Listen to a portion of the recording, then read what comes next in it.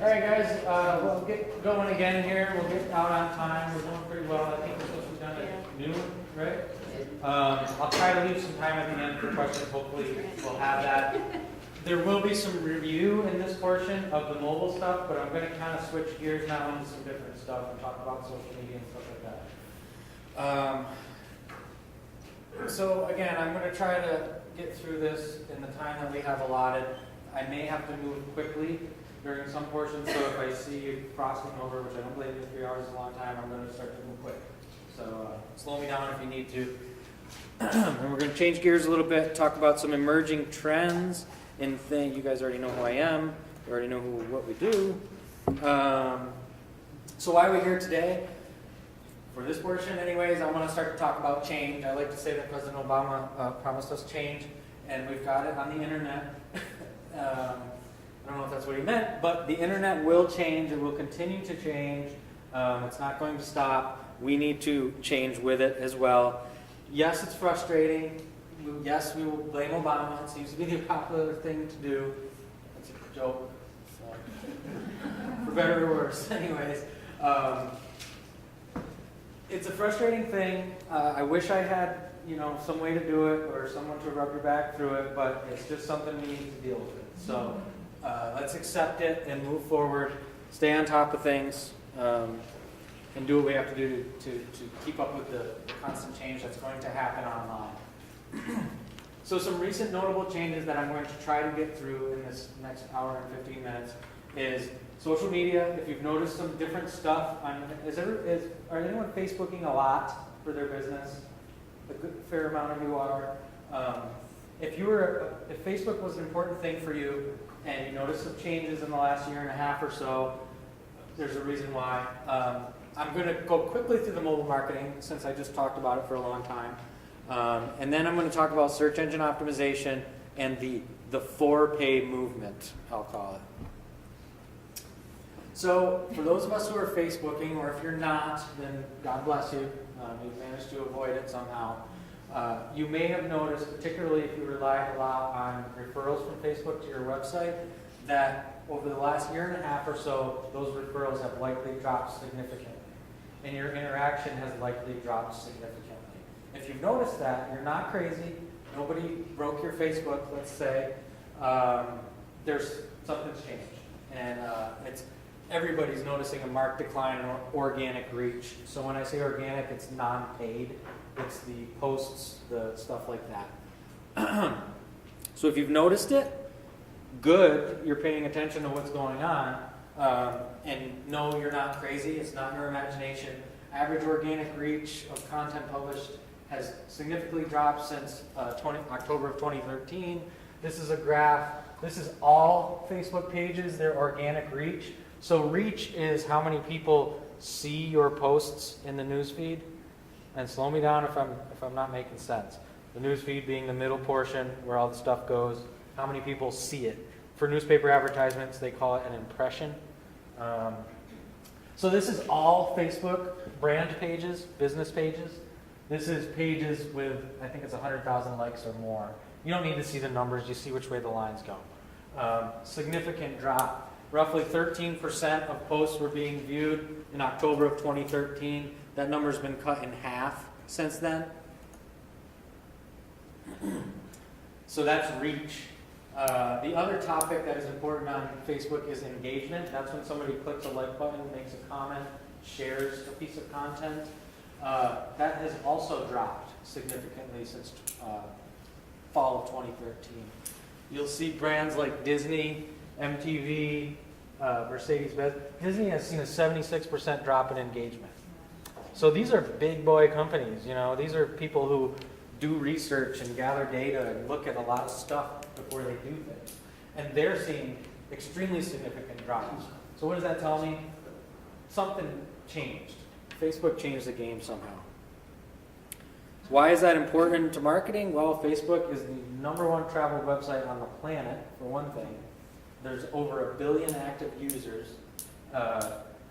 It's the place to go if you're looking for social media marketing to start, anyways, to start. Not suggesting that it's the only place by any stretch. So here's a little more of a timeline: engagement and frequency of posts. So the purple line is the number of posts. The green line is engagement. This is around August, fall of 2013 is right here. All of a sudden we see a marked decline in both. So brands start saying, what's going on, what's going on? Our reach continues to drop. So what did they do? They responded by, well, maybe we need to do more posts. So you see this number go up, and what happens? It kind of responded a little bit, and then it continued to drop again. So these numbers identify clear changes in whatever Facebook is doing for their algorithm to determine where things appear in the newsfeed. So main thing you need to know is they changed the game somehow. Posting more is not going to solve the problem. So these brands, their response was, we're going to post more. What's going on? Why are we losing engagement? Why are we losing reach? We need to post more. They posted more. They continued to lose reach. So doing more is not the answer, at least in terms of frequency.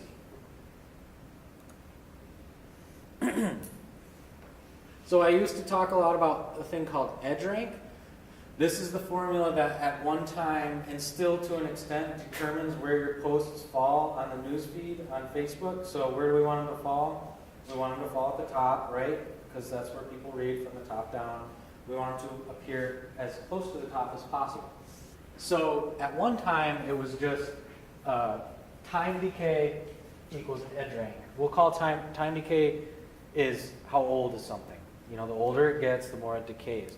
So it used to be the most frequent post appeared at the top, and this was, which seems like in the Stone Age now, but probably 4 years ago, or 5 maybe, I don't remember. And then Facebook said, well, that's not really giving people what they're looking for. Let's add some other stuff to it.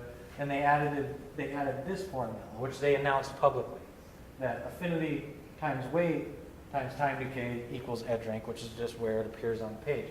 So affinity is engagement. How many people engage with the post? So how many people click the like button, post a comment, share, whatever. Do something with your content. Weight is how many fans you have of your page, or likes you have, followers sometimes people call it. How many friends your followers have. So my analogy, and nobody ever likes it, is in, is it Jacob Marley and Christmas Carol, where he's carrying those chains. So the more friends you have, the more weight you're carrying with you. In this case, it's a good thing. So those are the two factors. Engagement times friends, fans, followers, times how old is it. So those are 3 factors. But now we've got something else influencing this. And I'm calling it the spam factor. So Facebook hasn't told us now. When this came out, they had a big conference and they said, this is how we're determining it now. When these changes came out, they didn't tell anybody. They just did it, and people started noticing something. So what we found from just internet activity is that it's a spam factor. What they're really trying to do is serve people more content that they want. They're trying to make the machine determine what people really like.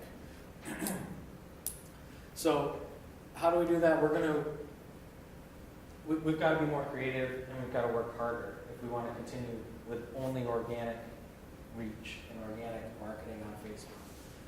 So how are we going to do that? We're going to get interactive. We're going to try to force folks to interact with our content. We're not going to hard sell.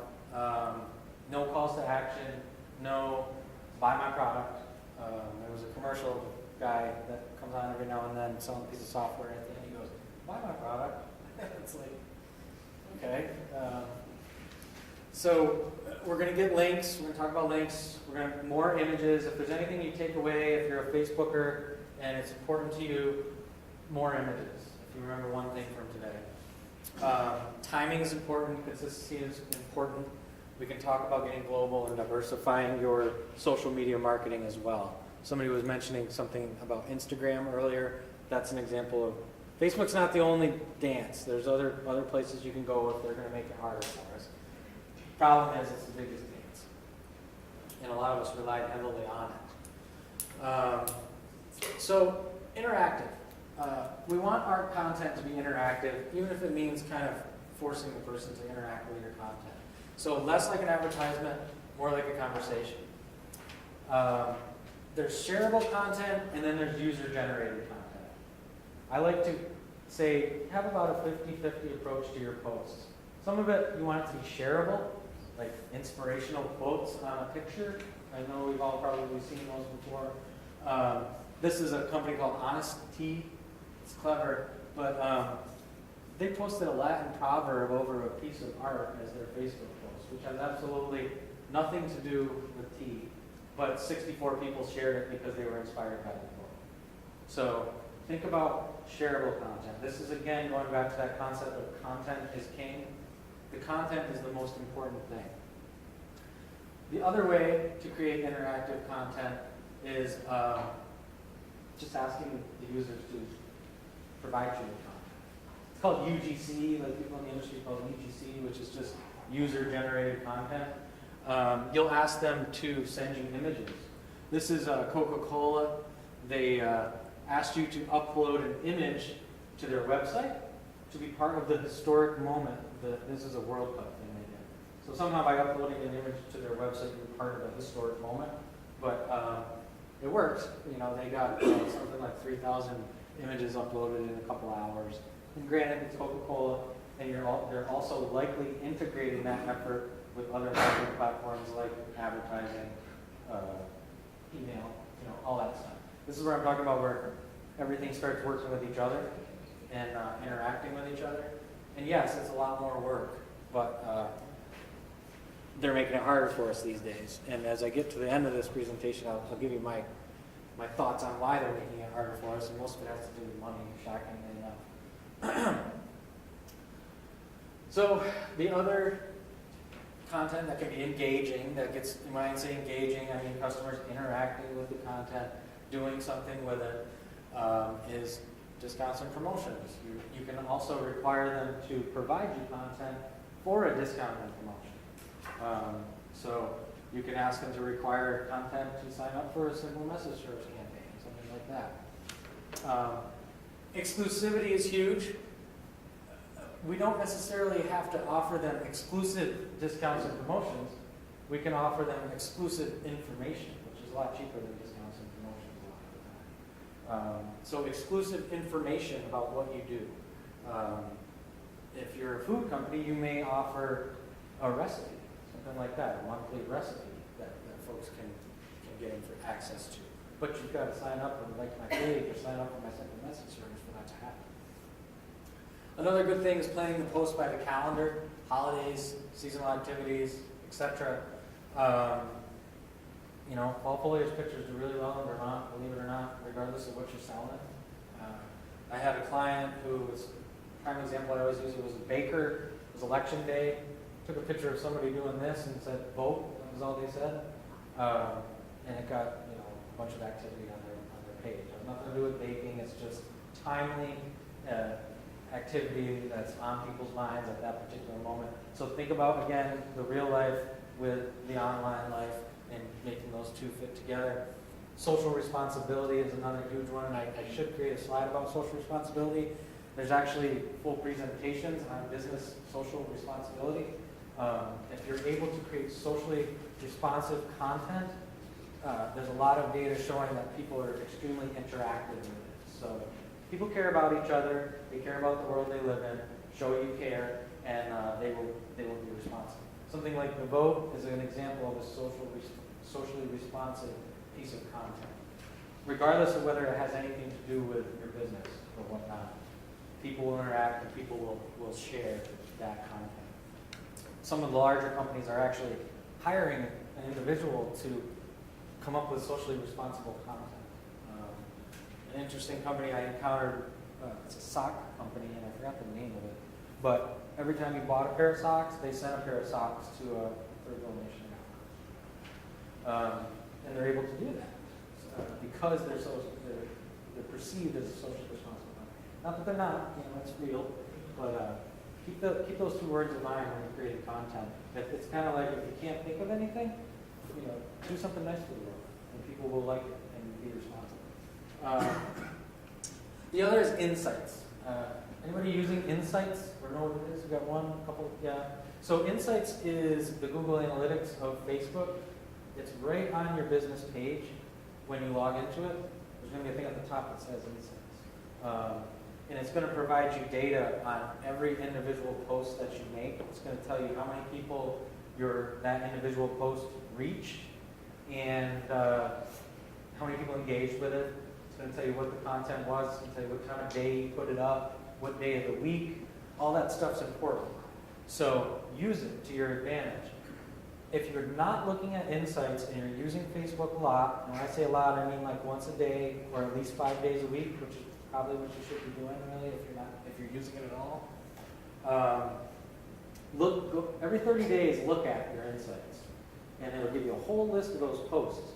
And there's going to be somewhere you go, holy cow, that one reached 80 people. Holy cow, that one reached 90. And then there's going to be some that reached 4 or 6 or whatever. Pay attention to the ones that reach more people. Pay attention to what the content is. Pay attention to not only the content, but what time of day you made that post, what day of the week you made that post, that sort of thing. Because something's going to emerge. There's going to be trends. Something's going to happen. It's not going to be the same for every business, but it will be the same for that individual business. So, does that make any sense? The same things are going to continue to happen over and over again for your business. It's just not industry specific, that's all. No hard sell. I've been preaching this since at least 5 years ago. It's tempting to ask folks to like your page or to follow your page or to share your content, but don't use those words and don't ask them to do it. That's the hard sell. Don't be that guy. You know, there's a place to be that guy, but this isn't it. If you do that, it's going to be considered spammy content by Facebook, and it's going to knock you down in their on the news. So don't say, share this, you know, blah, blah, blah. I just wanted to add, from the nonprofit realm, I would say this doesn't necessarily apply, right? Because a lot of nonprofits are encouraged to have actionable things that you're trying to engage with. So volunteer or pledge now. Well, no. That's absolutely fair game. Upload an image is fair game. I'm saying the specific words like, share, that type of stuff. Comment. When you're using those specific words, you absolutely want actionable content. You want to give them a call to action and ask them to do something. You just don't want to ask them to like, share, or comment. Follow me? So very specific to those words. Because Facebook says share, boom, knock you down. Comment, boom, knock you down. Don't tell the people to do it. You want to give them content that directs them to do it on their own. Don't be so obvious. I don't know if this is a silly question, but should we avoid those words altogether, even if they're in a different context? Well, I mean, you want to speak English, but... I mean, like, we want to share this news. Like, should we actually, I mean, I'm just wondering if that... They might be louder than some remarks. I would go to thesaurus.com and try to come up with a different word if you can. Interesting. It's not, you know, again, it's all tiny drops in the bucket, you know? Yeah. Don't, like, go crazy trying to come up with a different word if that's what makes sense. But just try to avoid it. It's mainly for someone saying, because what happened is people started saying, share this image and get a free chat sheet sent to you in the mail, something like that. Or sign up for our contest and blah, blah, blah.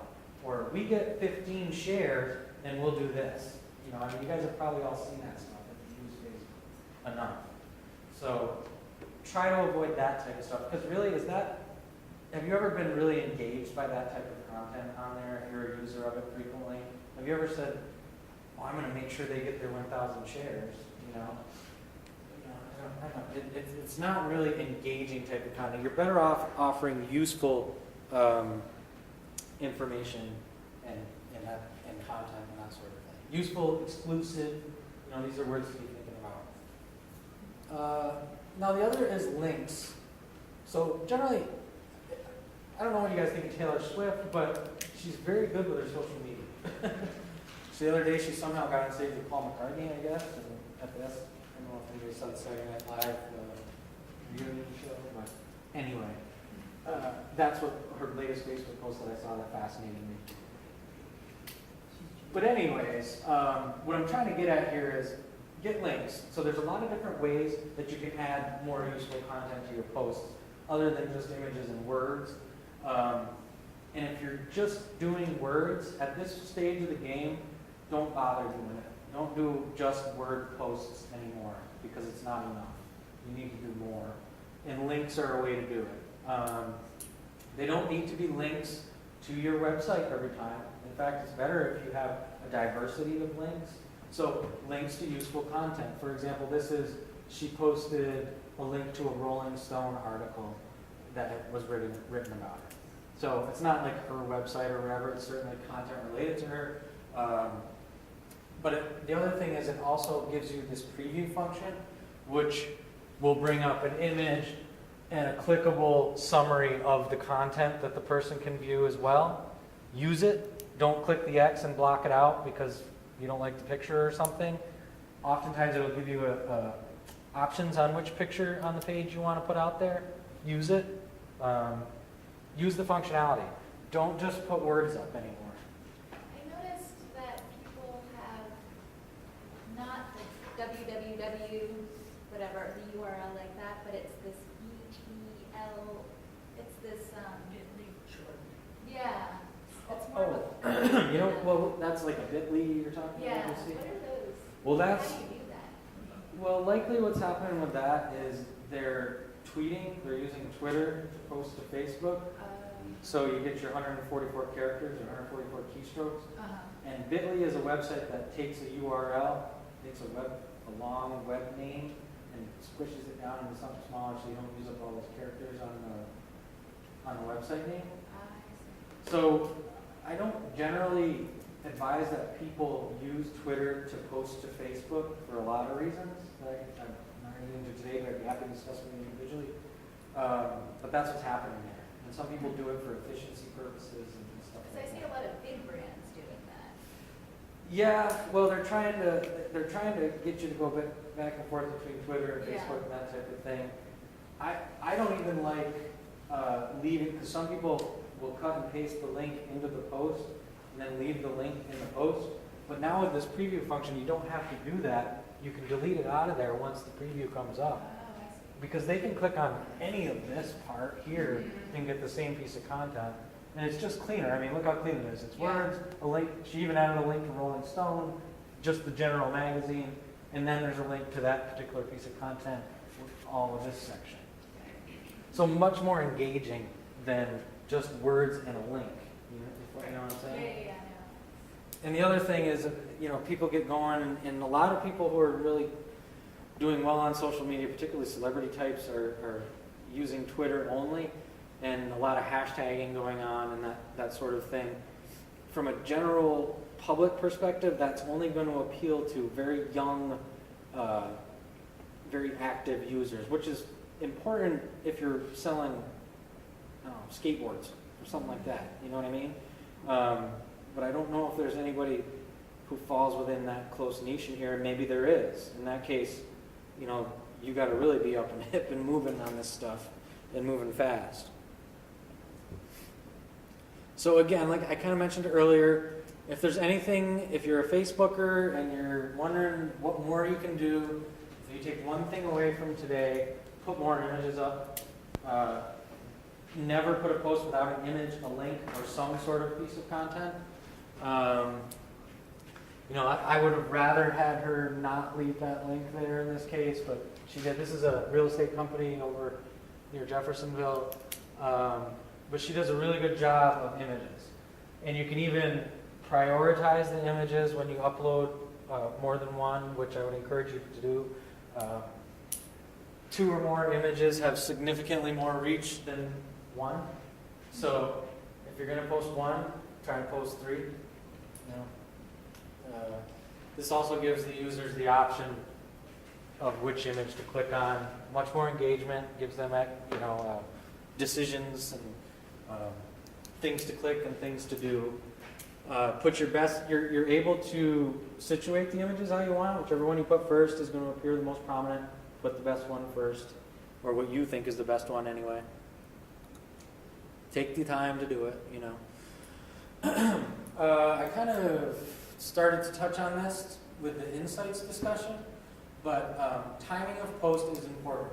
So once you get into the cycle of going after 30 days of your consistent posting throughout different times of the day, you're going to want to look at what time of the day works and what day of the week works, because it's going to be likely similar throughout.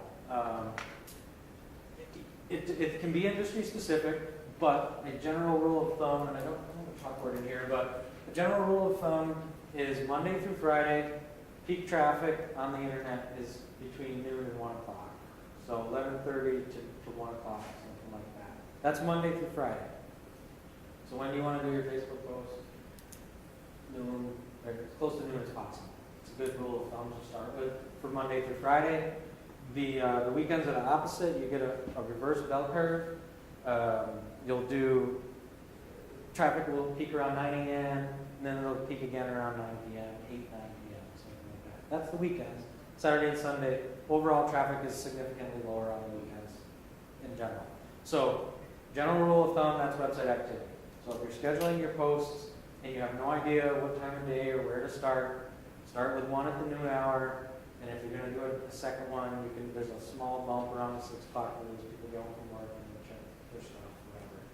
So if you're going to do 2 a day, you can do one at the noon hour and one there. There is a scheduling functionality on the post if you haven't seen it, so you can do it any time of day and schedule it to go up during that time.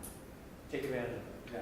Could you suggest doing one post every day for 30 days at different times to see where you got the most engagement?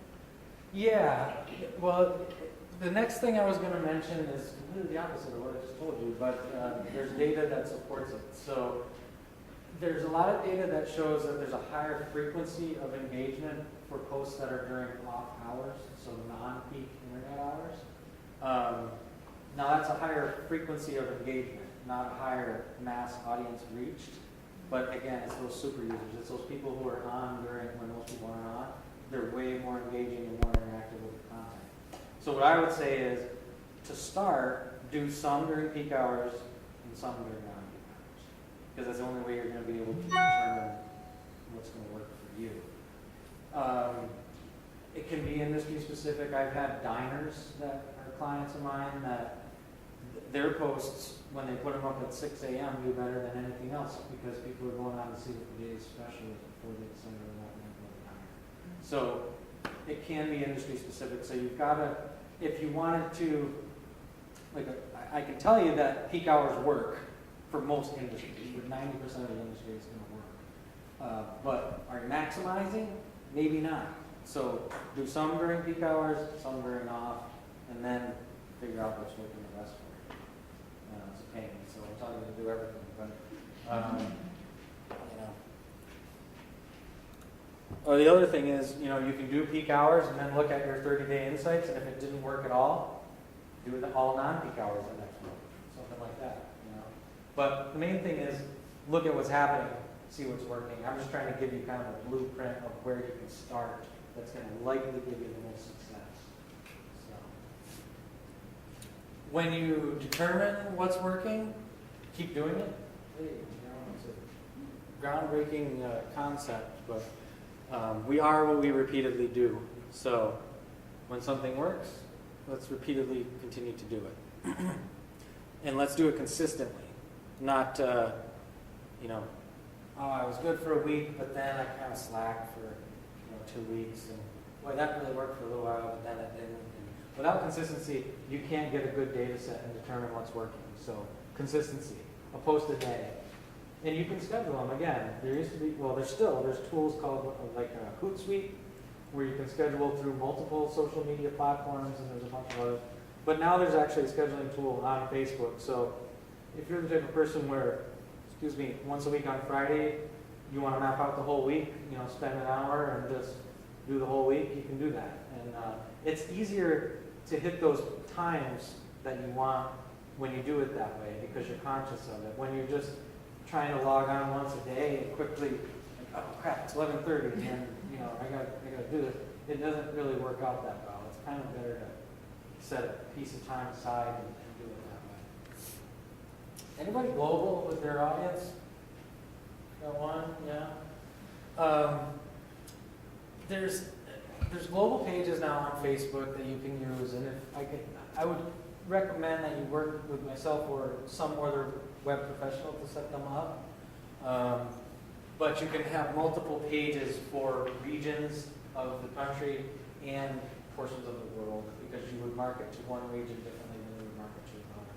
So that's something to consider if you're a larger regional or global company. Do you think there's any value in reaching a global audience to promote your small local business, and obviously a small local is reaching just comments from all over the globe about your small business? I think so. I mean, there's always value to it. It's just a matter of where's the return on the effort that you're doing, you know? But there's certainly always value to expanding your market. It's just, is that going to lead to sales, you know? So you focus your efforts where it makes the most sense. So there's also a targeting function that they came out with fairly recently.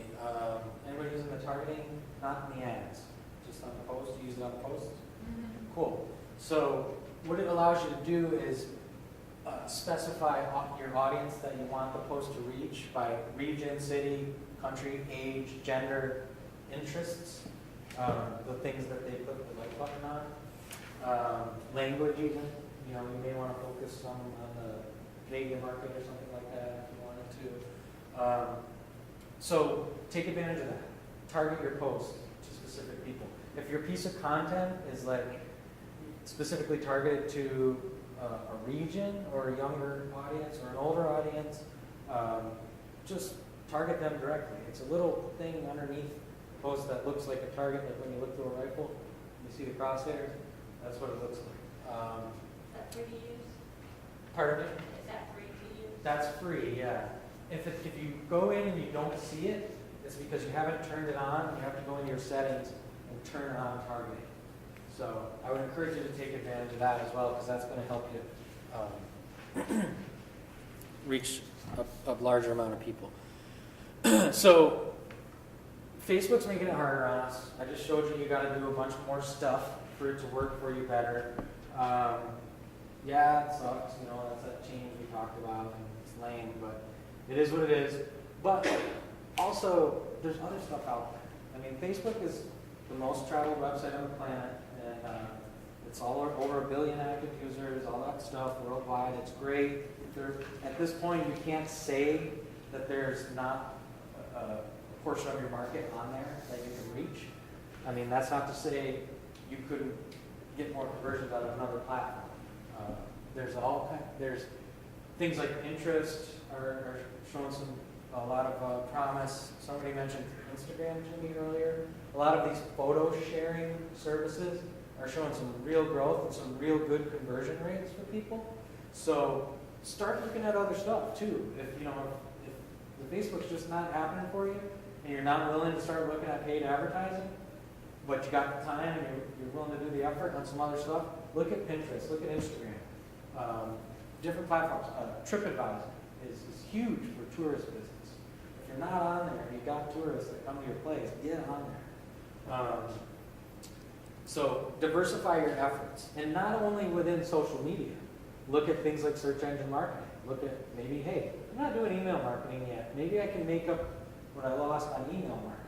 You know, look at what's around you. I had a client up in the Kingdom who she has a really strong online retail clothing business, and she had been doing a lot of AdWords advertising to bring a lot of business in, and it was working really well for her. But she was using a brand name as an AdWord, and the brand decided that you can't use my brand name anymore for any of the retailers. Only the brand can use the brand name. You know why? Because they wanted those online sales coming down. So they brought an edict down that nobody can use their brand name anymore, and she was like, oh my God, what am I going to do? You know, this 90% less hit. So we got into some email marketing, we did some search marketing, and just changed it up. And she's doing just fine. I know because I don't hear from her anymore. So that's good. So you got to diversify things. Did you ever, John? Stands will get back to Facebook. The LADC on the Facebook page, which is pretty active. And whenever I put a post on there, if it's a post with something like a workshop, I'll spend $60 and boost it. And use the targeting function along with that boost. And it makes a huge difference. Yeah. $60 for advertising is nothing. No, yeah, and that's where I get to at the end of this is it's time to pay the piper. The free ride's over, maybe. So get ready. If this stuff was important to you, you know, they did the old bait and switch on us and got us involved and on it. And now they're saying, okay, you know, time to pay. The most recent change that I find very disturbing from someone who is employed to do this is that I can no longer use my work email address to sign into my Facebook. I had to link it to a personal account in order to continue to use business pages, which makes no sense to me. Because I am a person, I am not business. I should be able to still use my business email Right. to Well, access my Facebook. I And now I'm terrified. It's like, am I posting this me? Am I posting this the company? yeah, well, you know what I said? Make sure you have 2 different profile images. Yeah. It helps you go, oh, is this me or is this Right. not me? Logos. So have different, yeah, have a logo and something different so you can clearly at least tell not that it's not. But I mean, from their perspective, people are dollars, not businesses. You know, the people are the ones that matter to the company. The businesses, they want to put ads or boost posts, like John was saying. And it is quite affordable and something that should be considered, especially if Facebook is an important part of your referral source for your website. You know, if it's not, then you don't necessarily need to look at that as a place. But like John, I'm sure probably a lot of people sign up for these things from your Facebook post rather than your website. And so it's an important thing. And you can get some very specific audience targeting with the boosts and direct it right to exactly who you want for a pretty affordable amount. And they're going to tell you exactly how many people you're going to reach. They're going to say, for this amount, you can reach this many people. You know, it's a good place to start with the paid stuff. Well, we already saw this slide. Yeah. I'm going to push through this mobile stuff. So just to review a little bit, you should already have a mobile-friendly website or responsive design for all website pages, big and small. Simple, easy to navigate. Talked about mobile-friendly email marketing and making sure your site's mobile optimized, not just viewable. How do we know if it's optimized? Can you consume it on all or most mobile devices, or an Android or iPhone at least, as we discussed? Can you read the email on a phone? Can you use the shopping cart on mobile devices? So as somebody mentioned, the fellow over there earlier, while mobile internet usage is continuing to grow and exceed desktop usage, people still aren't buying from their phone. So if you're an online seller and you're wondering what you need to worry about in terms of your online store in the mobile space, you don't need to worry about too much just yet. But moving into the future, I suspect that we will need to know about that. So if you're on the forefront and you sell things online and you have a mobile site that's ready, start preparing your mind and your budget for having that site be able to sell stuff online. Because the reason why people are not buying things online yet is because it's not easy to do with a phone yet, but it's going to be easy. So it's a software machine problem. It's not a people problem. Machine problems are easy to fix, and we fix them eventually. People problems are harder to fix. So once we make it easy for people to buy online, they're going to buy online. So prepare yourself for that to happen, because it's definitely going to happen. Talked about text messaging services. Just to review a little bit. make it worthy of a personal interruption. A sense of urgency. I don't know if I mentioned that. Yeah. So, we're supposed to be able to, our website should show up on all different kinds of devices. Well, I only have like 3 devices. I have a laptop, I have this smartphone, and I have a tablet. And I don't have an iPad, and I don't have an iPhone. How do we know if it's going to show up on all devices? Find the device and check it. You can't really tell without looking. Main thing is make sure it shows up on an iPhone and an Android. So hopefully you have a friend or someone who has one of those devices or not. Do you think there'd be a service out There there? may be. I should look. The next time you're in Staples, just go to their device aisle or like Best Buy and go, type in your website. Yeah, that's a good idea. Browse on most of those. That's a good idea, yeah, because they usually have a bunch of samples of different stuff out there. But it seems like there should be a website that would check the compatibility of that. There's some programs like Creative Suite allows you to preview in different browsers and preview for different devices. It's not always Yeah. 100% about Yeah. how it would look like, but there are some. There's got probably something, yeah. I should A look at that. digital ad from Gannett, VFP, and when they sent me the proof back, they had some program they used that showed what it looked like on every single device. Gannett? Interesting. Yeah, Gannett's got a lot of money.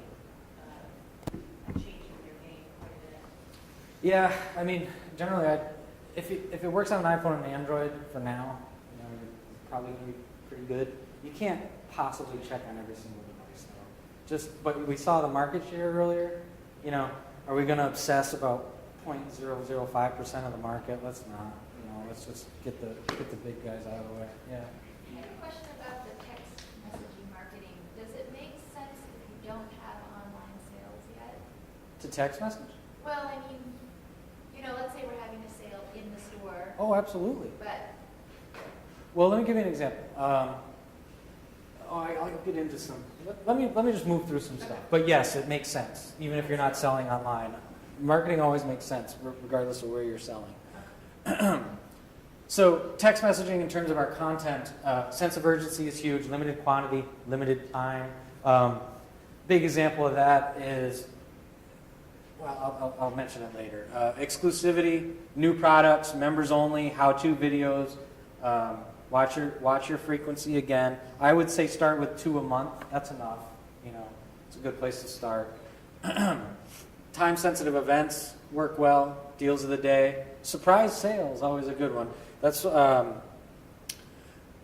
example I use is a lot of people now, and I got some slides later that say a certain percentage of people are researching products before they buy them. Well, now not only are they researching them, they're researching them in the store, in the physical space. So the physical space is very important when it comes to text messaging. Because again, these are in our pockets. And now they're in our pockets and we're going into a store and going, well, this is $5.99 here. What is it across town? Right. That type of thing. So we need to kind of combat that. And that's where something like a text message can be important. Also, a sense of urgency. I'm standing in the store thinking of buying something at the mall, and I get a text message that the store across town has a sale on something. I'm like, oh, you gotta go check it out. So, yes, it absolutely makes sense. So, kind of what I'm getting in now is, again, integrating the marketing, but also integrating that into the real world efforts, because these interrupt our real world. They bring the internet into the real world. Things like encouraging check-in and social marketing.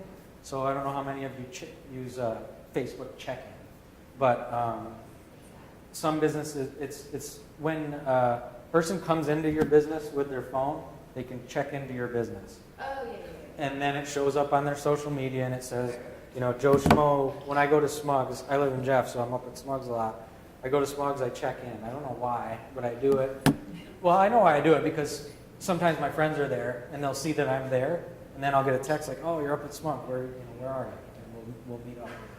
Meanwhile, I'm marketing for Smugs without them even having to do anything, other than set up a Facebook check-in page. Facebook's not the only one. There's things like Foursquare, Groupon. Restaurants often will say, check in and get a free drink. You know, so you check in through your social media, you get your free drink, everybody's happy. So does that mean when you go to Smugs, you walk onto the property and all of a sudden it goes bing? It can. You can set up notifications that will do that. So first what happens is I follow Smugs' page on Facebook. Then when I go there, I can check into Smugs. It appears as a post on my news feed. My friends and my friends and You friends. have to check in. Yes. It's not that you walked on the property No. and they No. found you. No. Okay. It may get there though, and it could be that way now if you wanted it to be. It's just they haven't gotten that intrusive with it. I just should mention, you should like look in your security settings and your GPS settings on your phone, Yeah. because there are like sort of sneaky ways that Facebook or other apps will log you into a GPS location or something without you really being entirely aware of it. So there's a way to, on your settings. Yeah, you can turn so your phone knows where you are in the world, unless there's a setting you can turn off, and then it won't know where you are in the world. It will do suggestions to you to check in when you're at a place if you've got your GPS on. And yeah, it can be creepy. Now there's a new thing where if you allow them access to your microphone, it will listen to what's going on around you and serve you ads based on what's going on around you. Your television, if you get a new television, a smart television will do the same thing. All that, you got to go into your settings and there's a GPS and I can send you directions if it concerns you. Turning it on. Well, it's going to be on when you start, so you got to turn it off first. But you know, the main thing is it's all creepy and all that stuff. But at the end of the day, they're just trying to sell you stuff, you know, and they're actually trying to sell you stuff you want. So the machines are trying to identify things they think you like and will buy. So as creepy as it is, you know, this has actually been happening for a long time. And every time you swipe your credit card, the same thing happens and has happened for 30 years at least. So, you know, I don't know. I like being sold things that I want, not things I don't want. So check-in's an option. Blending that with stuff. Check in, you know, get a free drink, and mark it for us at the same time. That's also blending mobile and social as well, which is another activity I like to see folks do. Sorry, Patrick, would you put that in a post? Like, how would you? The check-in?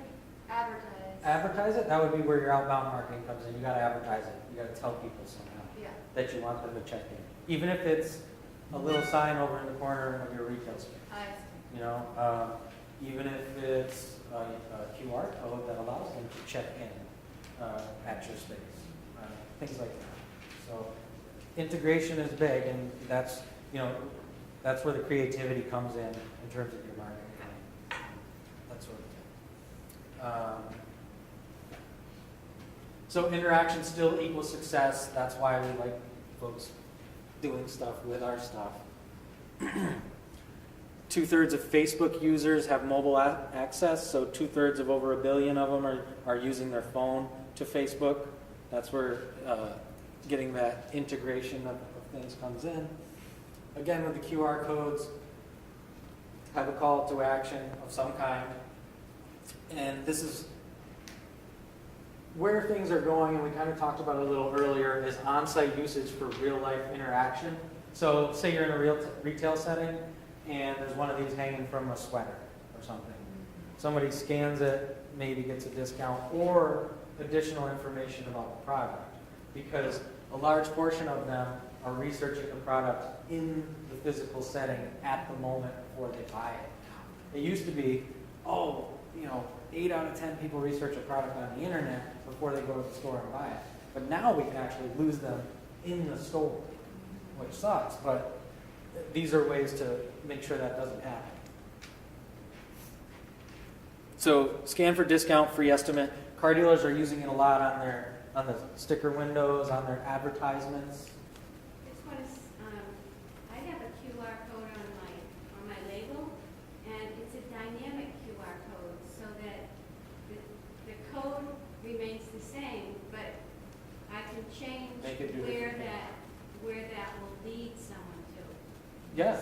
That's, So that's a good thing. I would agree with you, yeah, and it's not something you want to keep the same all the time, because once somebody does it, the experience is over, you know? What's to encourage them to do it again? So change it around, do different things, you know, create a schedule. I don't think QR codes are something like an email marketing schedule, where it depends how aggressive you are with them, but, you know, from a small business standpoint, a lot of them, like quarterly, maybe you change it up, come up with something different quarterly. Email marketing, I'm a little more aggressive. I'd say get a twice a month schedule annually and make a schedule, because if you don't make a schedule, you don't follow it usually. So a recent 4C study showed that 7 out of 10 shoppers check store websites while in the establishment, and 46% access competitor sites. So half the people in your store are looking at your competitor's stuff while they're in there. So we got to find ways to continue to draw them in. That's the mobile website. Okay, they look at your competitor's stuff. He has a mobile-friendly website with his prices on there. They look at yours, and your website looks like crap in the mobile space, and you know, what's going to happen? What's going to be the reaction? So the internet is impacting the real-life stuff now. Make sure your products and descriptions and services are listed clearly on your site. Offer on-site access to a website and potential deals attached. So give them access to the internet. They're going to want it if they don't have it. Not that you got to go out of your way and pay extra Wi-Fi, but for the most part, in most parts of Vermont, they can access it anyways. But give them access to a good website and good information, because they're half of the people in there when you're sitting in your store, when you're sitting and watching your car lot, half of them are looking at stuff on their phone. I bet you've seen them doing it in your place. So those are, again, reviewed a little bit and kind of expanded on a couple of the immediate action items. I hope that's clear to you guys what you immediately need to worry about with mobile and where it's clearly step by step how to handle it. Moving forward, if you want to stay sort of on the front end of this stuff, you want to start preparing for the mobile wallet. That's we kind of talked about it earlier, that's the take your phone and swipe it against something and you pay. I mean, I suspect these, you know, it's going to be this and this is going to go away as well. You know, maybe it's creepy and weird, but it's easier. Everything makes, you know, if it's easier, we're going to do it. And then we're going to expect more. So preparing for the mobile wallet, the iPhone 6, which came out later, was it around Christmas or something like that, now has Apple Pay, which is the swipe pay. Not everybody, particularly here in Vermont, it involves hardware installed for retailers and stuff like that, but it's coming. It's going to happen. People still prefer the PC purchase, like we said. I suspect that's going to change. Again, that's not a people problem. If we make it easier, people are going to do it. We like easy. You know, now we don't even have to open doors for ourselves. Keep an eye on the trends. Stay in front of it. If you're wondering, okay, well, he's telling me that, you know, the real world's not quite ready for that swipe stuff. No, it's coming. But if you've seen the what do they call it? The thing you plug into your iPhone and you swipe your credit card on it. Some of you guys, the Square, yeah. Start looking into that. That's a good place to start. It's actually, the rates on it are cheaper than what you pay for the in-store hardline swiper. So as long as you're in a place where you know you're going to have good internet coverage, you don't want to go to a farmer's market and have no internet and then try to, you know. 2.99%. Right. You got to type it in, they do charge another 15 cents. But it's still cheaper than the in-store. You know? Yeah. So and it'll probably change once everybody gets on that. But for now, it's cheaper. So even if it's just a cost-cutting way to in-store, if you got good internet, switch to the card swipe. Or you can do it on an iPad too. Some people like the iPad, the person signs with their finger. And, you know. Unfortunately, it doesn't work well with stores that have a lot of products, like we have 100,000 products. It doesn't work for. You have 100,000 products? Holy cow. Fancy. Art supplies. Yeah, if you've got a ton of products, it can be complicated. Yeah. But yeah. We looked into that, it's too much. Yeah, for most, that's definitely a unique scenario, though. Yeah, so any retail type of online selling, as your products go up, the cost of doing it online and the ability gets more and more complicated. Again, nothing can apply to everybody, unfortunately. So rules to live by, this has to do with anything we do on the internet with our marketing efforts. Constantly test your efforts. Don't just do stuff and say that didn't work. Look at the data that came out of what you did. If it didn't work, that's fine. Stop doing it. We won't do that anymore. Fail faster. But know if it worked or if it didn't. Look at your numbers. Look what happened. Check your analytics. Check your insights. Those sorts of things. Why did it work? Why did it not work? If it didn't work, don't do it again. Participate often. If you're not on this stuff, or you're on it half the time, you're not going to notice the changes. I had people who, they were like, "Oh man, you told us to schedule," so we scheduled like 6 months worth of Facebook, and we didn't go in and look at it. And then like 2 months in, they made algorithm changes, and we didn't notice until 4 months later, and we lost conversion, couldn't figure out why, blah blah blah. So you've got to participate in it. You've got to look at it. You've got to be a part of it. Use it, and that way, you're going to notice changes intrinsically. You're going to notice quicker that something's going on here, something's different. And then you look at your numbers and you figure out what's going on. Also, your work is never done. We talked about change and blaming Obama. So it's not going to stop. It's not going to go away. Switching gears a little bit.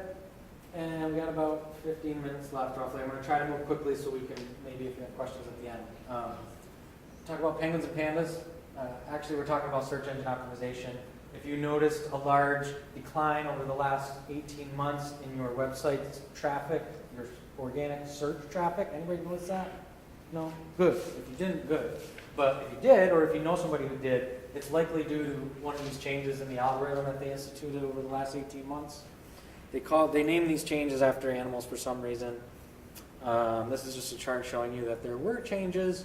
The main thing to understand is that for these people who email you and say we're going to get you 30,000 links on the internet and blah, blah, blah, stuff like that, don't buy stuff from them. Don't give them money. I know it's enticing and you feel like you don't know what they're talking about and that maybe you should do something because they're telling you should. Don't do it. Google is bigger, faster, and smarter than us. Accept it. We are at their mercy. No one tactic or guru or flip or switch to flip is going to solve the puzzle. All it's going to be is hard work, like we've been talking about now. Doing a lot of stuff, being smart about what we do. Sending somebody $30 a month is not going to do it. You got to have good content, and that's what some of these algorithm changes are working to stop. What Google's trying to do is serve people the best, most useful content that they can give them. So in 2013, they brought out the Panda. Panda ran on a quarterly basis, so they would run it once a quarter, and it would knock down and devalue spammy websites. So websites where you go on and ads start popping up, stuff like that, those are going to be valued. So don't buy pop-up ads for your website. Generic keywords, bad domain name, poor website design, stuff like that. So if you had those sorts of things, Google was going to start kicking your butt down a little bit. Again, this is only if you've noticed a marked decline in organic search. So, most recently, later into 2013 to 2014, Penguin came along. So what Penguin did is all these businesses, because there's always somebody who's smarter than Google, but there's really not, because they have the smartest people in the world working for them, basically. So people said, oh, that Google likes links. And they like links on our site, and they like links on other sites. So what we're going to do is create a business creating websites that only have links on them. And you can pay me to have your links put on this website that only contains links. So it's called link farming. Penguin is here to stop that. So if you were a person who was doing that, you likely saw a marked decline in organic search. So do you want links? Yeah, you want links. But you want links that make sense. So your links should be on sites that make sense to your business, not just a site full of websites. Does that apply if your site has multiple links within your site? No, that's okay too. You will want links on your site to other sites as well, as long as they are relevant to what you're doing. So if it makes sense, do it. If it doesn't make sense, don't get overly hung up on it. You know, it's mainly just don't go build a website and put 50,000 links to your website, more or less. And if you're paying somebody to do that, stop paying them to do it. It did work for a little while though.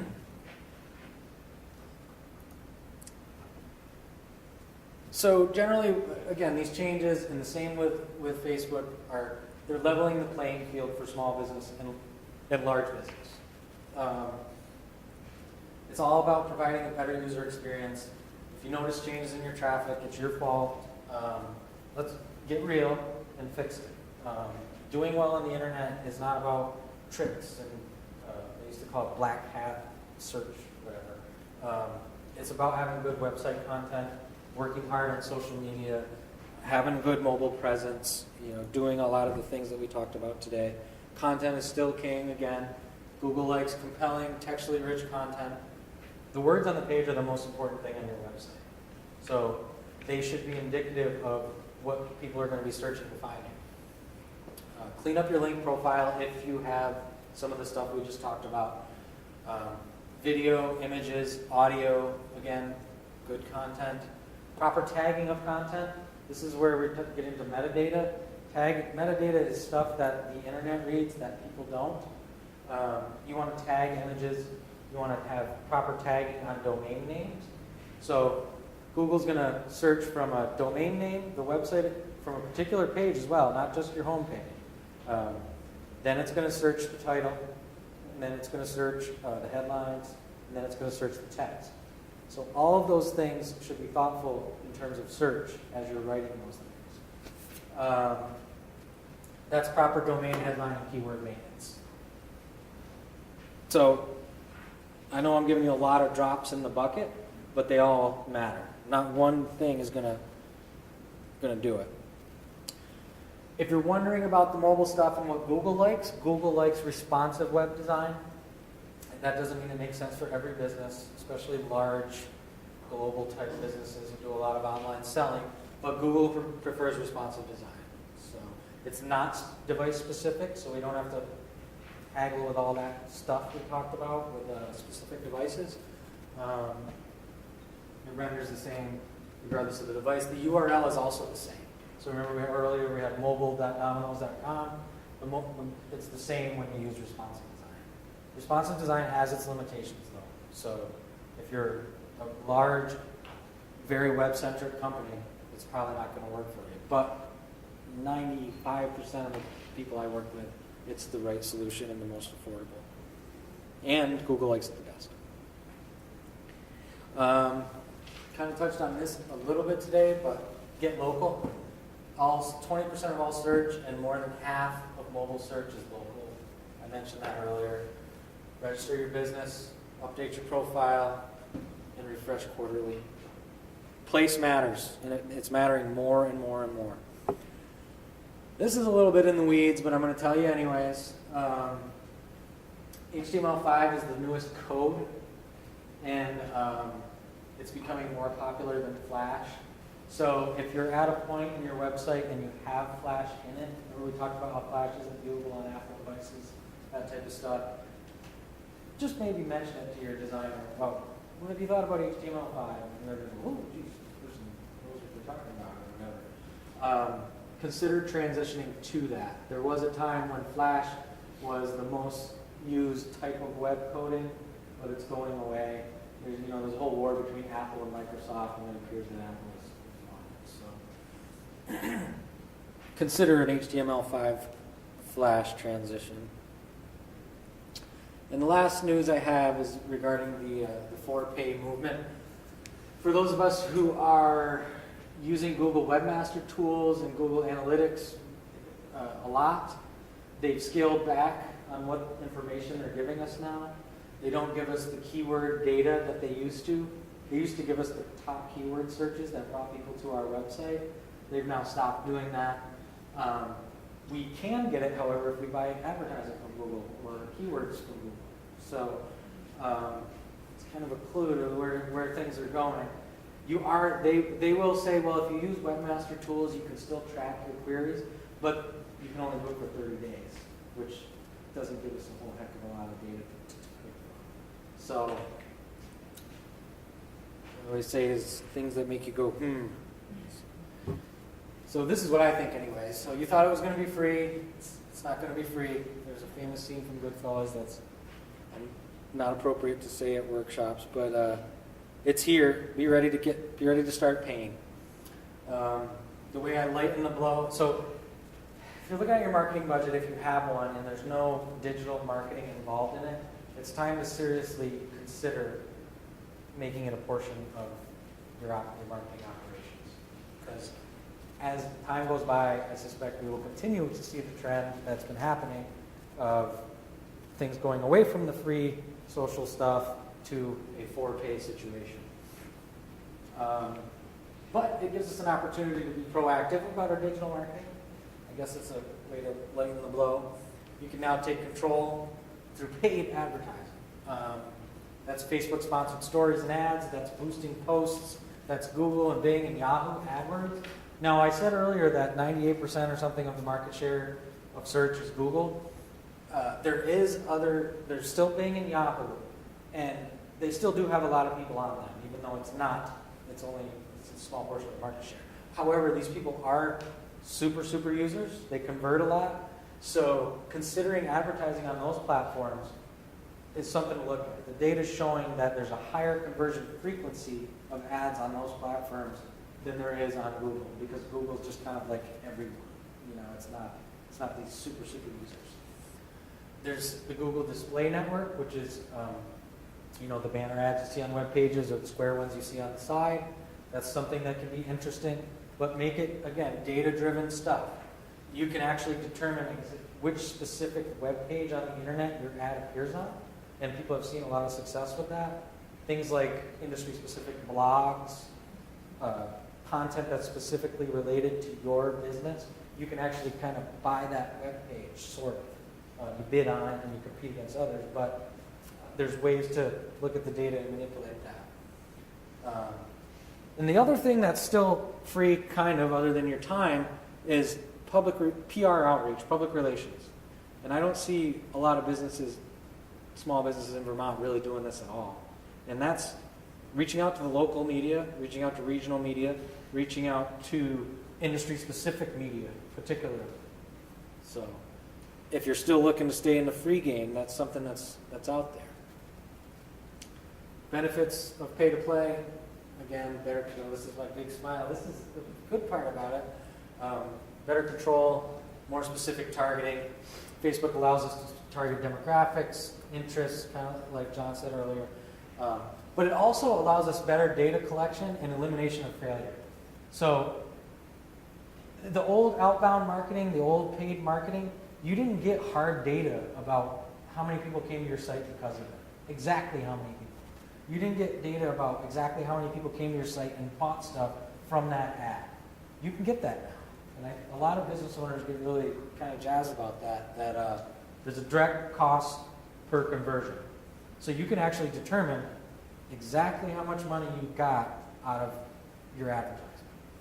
Now, you can only do that if you sell online, so keep that in mind. But you can also if you're not selling online, you can put you can still determine how many people were brought to your website and what they did. And there's a value in that. Much more than a newspaper advertisement. They're expensive, and they're going to tell you got all these impressions, but how many of them people who read that paper even saw your ad?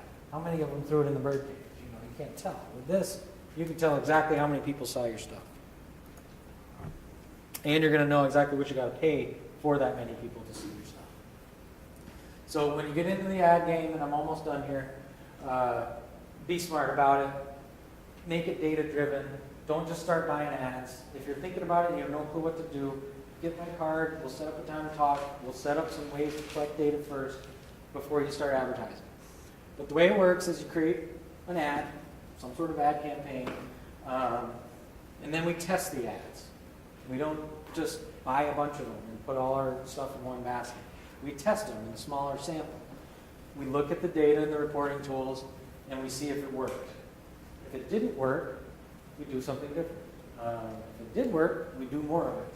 So don't just buy ads, Don't let the person walk into your store and sell you something without data.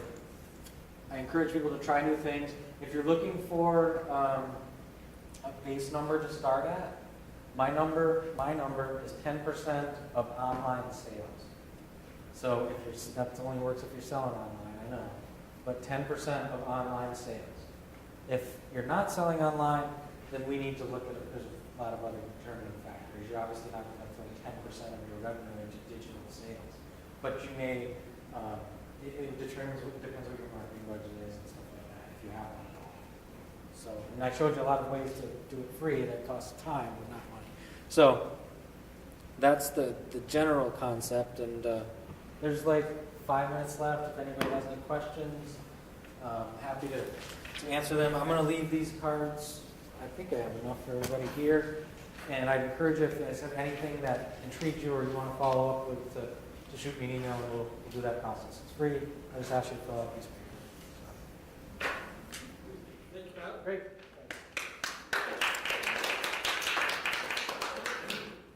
Thanks. You all should have picked up an evaluation form when you registered. If you could please fill that out, give it to Charlie on the way out. That's kind of your hall pass to get out of this room. A couple other things. Charlie has business cards back there on the desk if you are interested in using his services. There's also copies of this leaflet back there, which was a leaflet I put together a couple years ago, which is a little pocket guide to available business assistance organizations in Lamoille County, plus the state in general. I encourage you to pick up one of those. Just a little bit of an aside. This is a Galaxy 5S that I got last November. It's their latest and greatest. I found out something interesting over the weekend. I put it in my fleece pocket, and I went outside to do the snow. I came back in and forgot it was there. And I put my fleece in the washing machine. It went through the washer and the dryer. I thought, well, that's it. Turned it on, it works fine. Been working fine ever since. Go figure. I mean, I thought the thing was done for sure. Anyway, I just thought that was an interesting little information. If you have any ideas for other workshop topics you would like to see us cover, please write them on the back of the evaluation form. We're always looking for ideas for new workshops. We've been doing these now for almost 5 years. We do 8 a year, and we're starting to repeat some of the early ones that were very popular, but I'm always looking for new ideas. Please feel free to write it in the back. Thank you very much. Yeah. If you don't live in Lamoille County, it's hard to use this service versus going to Burlington to, I mean, like, it's hard to come here. Oh, of course. Yeah. These workshops are available to anybody in the state. And that's why we utilize the resources of the SBC. When they do an email shop to advertise these, it's going to Franklin County, it's going to the Northeast Kingdom, Washington County, wherever. And if you have attended workshops in this area before, you'll automatically be on that list. Thank you. Thanks for coming, guys.